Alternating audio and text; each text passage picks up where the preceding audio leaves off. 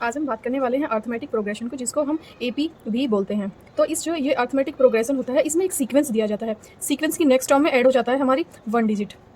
Sequence कैसा होता है ये देखते हैं। सपोज ये हमारा एक सीक्वेंस है, ये ये सीक्वेंस दिया, तो इसकी सेकंड टर्म में एक और ऐड हो गया, फिर 2b ऐड हो गया, फिर तो ये ऐड करने हैं, ठीक है, a प्लस बी, ऐसे ही a प्लस 3b ऐड होगा। ऐसे ही करते करते nth टर्म आ गई, a की कौन सी टर्म आ गई, a की nth टर्म आ गई। तो nth टर्म को ऐड करने के लिए n-1 और d करेगा। d यहाँ पे क्या है, d यहाँ पे डिफरेंशिएट है। अब सपोज करिए, पहले ये देखो, जो फर्स्ट टर्म था उसमें कुछ नहीं है, ये डिजिट है। सेकंड टर्म में 1, थर्ड में 2 और फोर्थ टर्म में 3 ऐड हुए हैं, ऐसे करके। तो जो फर्स्ट टर्म हो गई, यानी कि जो a हो गया, इसको हमने फर्स्ट नंबर बोला, ठीक है। और जो d है, ये जो d है, ये इसको हमने बोला कॉमन डिफरेंस। कॉमन डिफरेंस का मतलब होता है कि इस वाली टर्म से इस वाली में कितना डिफरेंस है, यहाँ से यहाँ कितना डिफरेंस है। हमने देखा यहाँ से यहाँ 1 का डिफरेंस है, यहाँ 1 का डिफरेंस है, यहाँ 1 भी है, यहाँ 2 भी है, यहाँ 2 भी है, यहाँ 1 का डिफरेंस है, 3 भी है, ठीक है। तो कोई भी सक्सेसिव टर्म, यानी कि इसकी ये वाली टर्म जो इधर साइड वाली टर्म है, टर्म से पहले वाली को अगर माइनस कर, इससे ये माइनस कर देंगे, इस वाली से a प्लस 2b से माइनस करेंगे a प्लस 3b, तो हर बार सेम नंबर आएगा। ये वाली से ये करो, ये जो अगली डिजिट है ये करो, इससे ये करो, इससे ये करो, तो हर बार जो आंसर आएगा वो सेम आएगा करने के लिए। a minus a plus b, या फिर a plus b minus a plus 2b, same answer आएगा। तो इसको हम लोग बोलते हैं कॉमन डिफरेंस। इसी को क्या बोलते हैं, इसी को d बोलते हैं, कॉमन डिफरेंस बोलते हैं। देखो, तो इसका क्या होता है, इसका एक फॉर्मूला होता है। सपोज करिए nth टर्म है एपी की, एपी अर्थमेटिक प्रोग्रेशन की, तो उसको हम, मैं देखो टर्म के लिए मैंने n यूज किया है, nth टर्म के लिए मैंने tn यूज किया है, तो इसको हम लिखेंगे a plus n-1 upon difference d। इस फॉर्मूले से हम लोग निकाल लेंगे इसके और इसके बीच का जो डिफरेंस है वो।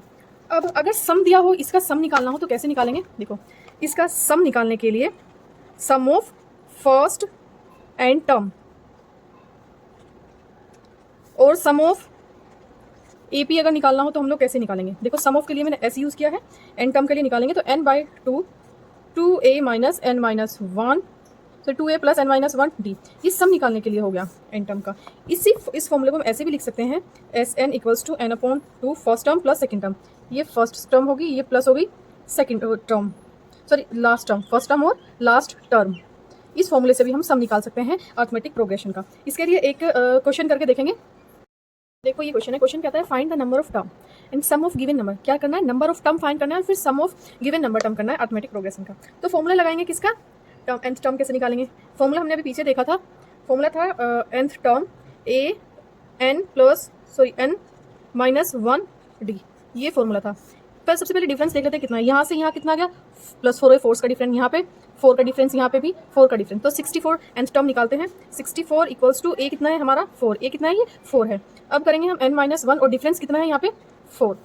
तो जब 4 को इधर लेके जाएंगे 64 के पास, तो ये 4 माइनस का हो जाएगा, 64 माइनस 4 हो जाएगा, तो ये हो जाएगा 60 इक्वल्स टू n-1 इंटू 4। इस 4 से इसे क्रॉस कर लेंगे, जब भी 4 इधर जाएगा तो डिवीजन में आ जाएगा, तो यहाँ से यहाँ क्रॉस करेंगे तो 15 चौके 60, 15 आ गया।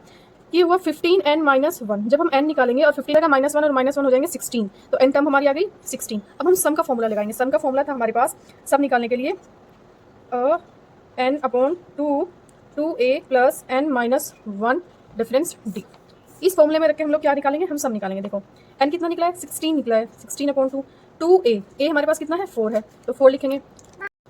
तो अब प्लस करेंगे n-1, n कितना है हमारा 16 है, 16 माइनस 1 करेंगे और डिफरेंस कितना है हमारा 4 है, मल्टीप्लाई में 4 है, तो इसको सोल्व करेंगे। इसको यहाँ लिख देती हूँ मैं, 16 Sn 16/2 2 into 4 plus 16 minus 1 into 4, तो देखिए 8 आ गया। 2 4 कितने हो गए, 8 हो गए, प्लस 16 ये 8 हो गए। अब ये 15 हो गए, यहाँ पे कितने हो गए, ये 15 हो गए। 15 की 4 में गुना करिए तो कितने आ गए 60 आ गए यहाँ पे। अब ये प्लस में है ये डिजिट, तो इसमें प्लस कर देंगे, कितने हो जाएंगे 68 इंटू 8 इक्वल्स टू। अब जब हम इसका सम करेंगे तो ये सम लगभग आ जाएगा 64 4 ये 544 आंसर आ जाएगा इसका, इजी। तो एक इजी वे था अर्थमेटिक प्रोग्रेशन को समझने के लिए, जिसको हम एपी बोलते हैं। नेक्स्ट वीडियो में हम लोग देखेंगे geometric progression GP, how to solve.